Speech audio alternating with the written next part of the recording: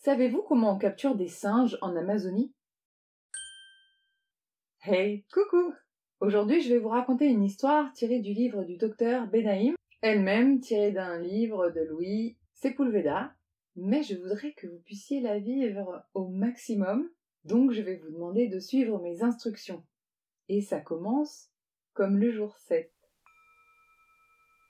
Fixez un point devant vous intensément. Un point qui ne soit pas ni sur votre téléphone ou sur votre écran d'ordinateur.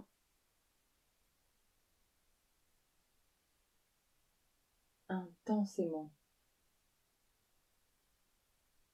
Le regard est fixe.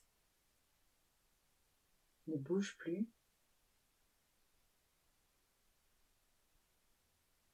Intensément. Sur le point. Et remarquez ce qui se passe autour. Comme la vision autour du point se modifie.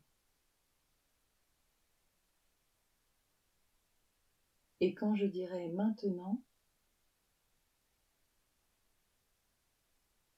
vous laisserez les yeux se fermer, mais le plus lentement possible, en une dizaine de secondes. Maintenant,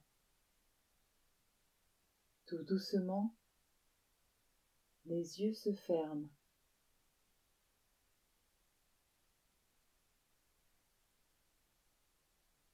Lentement, doucement. Fermer les yeux permet de les ouvrir de l'intérieur et laisser juste venir instinctivement, sans rien choisir, d'observer quelles sont les choses qui vont venir jusqu'à vous. Comment cette histoire va prendre vie en vous. En images pour certains, mais pour d'autres, en sensations, en ressenti, en odeur ou en bruit. Dans la région des Ouistiti, là où l'homme cherchait ses animaux, parmi les terres recouvertes d'une végétation dense, un chasseur vide plusieurs douzaines de noix de coco pour préparer ses pièges. Il avait appris cette technique des Indiens chouars, et ce n'était pas bien compliqué.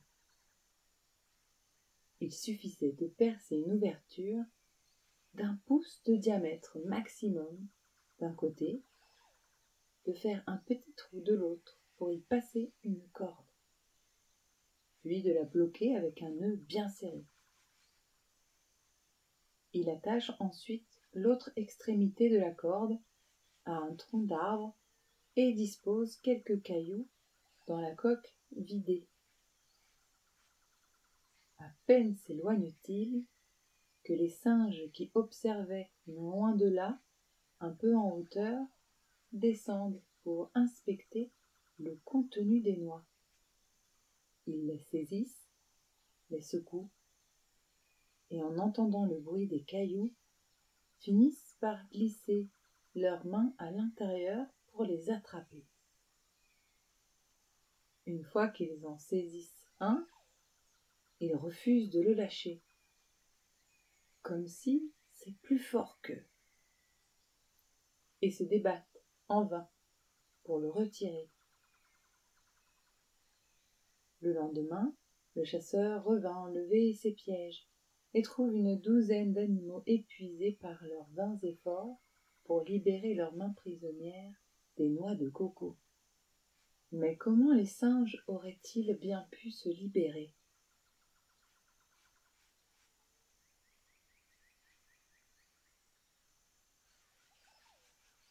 Loin du regard du chasseur, un singe aperçut une banane.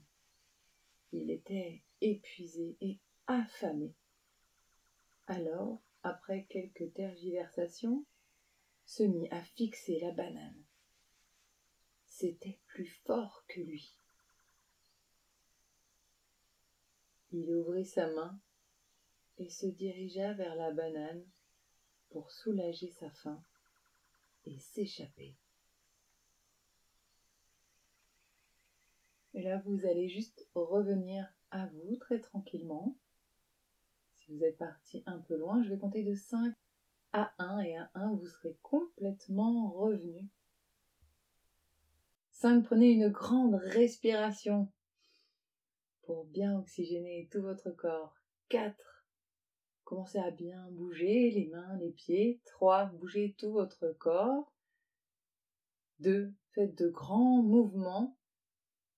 Et 1, ouvrez les yeux, peut-être bâillez et allez si besoin vous mettre un petit peu d'eau sur le visage pour être sûr d'être complètement réveillé et complètement revenu.